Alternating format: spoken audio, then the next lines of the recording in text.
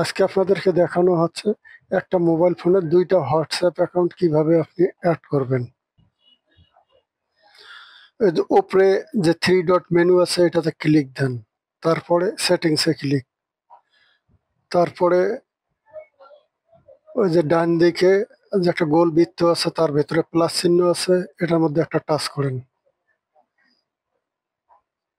তারপরে নিচে এই যে অ্যাড অ্যাকাউন্ট, এটার মধ্যে টাচ করেন। নিচে এগ্রি অ্যান্ড কন্টিনিউ, এটার মধ্যে টাচ করেন। তারপরে যে ফোন নাম্বারটা আপনি অ্যাড করতে চাচ্ছেন সেটা এখানে লেখেন।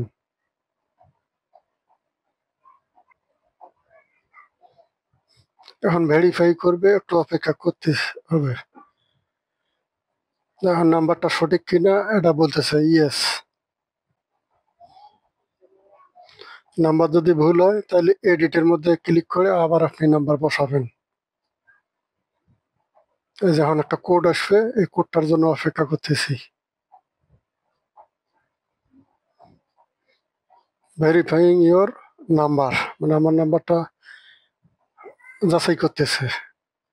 কোড আসতেছে, একটু অপেক্ষা করতে হবে। যদি কোড না আসে, নিচে লেখা আছে ডিড নট রিসিভ কোড, এটার মধ্যে টাচ করবেন।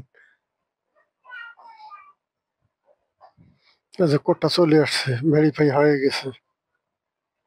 এখন পাস কি চাচ্ছে,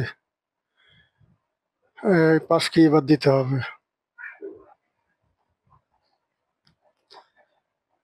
পাস কি সেট আপ হয়ে গেছে।